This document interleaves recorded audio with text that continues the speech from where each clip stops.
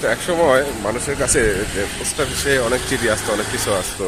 তো দীর্ঘদিন পরে প্রায় 20 বছর পরে কিন্তু আমার কাছে এমন একটা চিঠি আসছে। সেই চিঠি নেওয়ার জন্য আসছি বর্জযুগুনি পোস্ট অফিসে। সেই পোস্ট অফিসে আসার পরে চিঠিটার কি অবস্থা, কি আসে সব বিস্তারিত তুলে ধরবো। ঠিক আছে।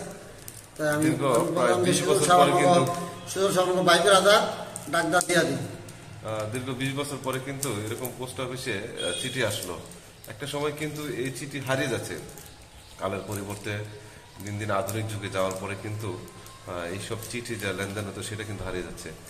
এটার জন্য চর্চা করতে হবে। পাশাপাশি কিন্তু একসময় কিন্তু চিঠির উপরে মানুষের গুরুত্বটা বেশি ছিল। দেশ বিদেশে বিভিন্ন দেশ থেকে কিন্তু এভাবে চিঠি আসতো। আজ প্রায় 20 বছর পরে আসলাম নিজের একটা চিঠি নেওয়ার জন্য। দেখি চিঠিতে কি আছে, বিস্তারিত জানাবো। আসলে 20 বছর পরে যখন চিঠি হাতে পেলাম, যে অন্যরকম একটা বিষয় লাগে চিঠিটা। ভালোবাসার মানুষের দেওয়া সেই চিঠি কিন্তু আজও কিন্তু মানুষ অপেক্ষা করে না। একসময় কিন্তু স্কুল লাইফে যখন আমরা ছিলাম, কলেজ লাইফে ছিলাম, তখন কিন্তু নানান চিঠি আসতো এই পোস্ট অফিসের মাধ্যমে। সেই পোস্ট অফিসে এখন কিন্তু ধীরে ধীরে হারিয়ে যাচ্ছে। এখন খুদে বার্তায়, মোবাইল যুগে সে বিষয় কিন্তু হয়। সব কিছু বলা যায়। একটু বলতে চাই যে আসলে দীর্ঘ বছর পরে কিন্তু পোস্ট অফিসে আসলাম, পরিবেশটা অন্যরকম, তাদের অতিথি আপ্যায়ন সেটাও ভালো লাগলো।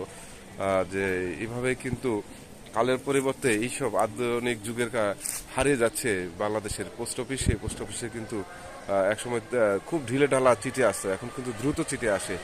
তো আসলাম, চিঠি পড়লাম, বিস্তারিত চিঠির বিষয় বলা যাবে না কি বলা আছে।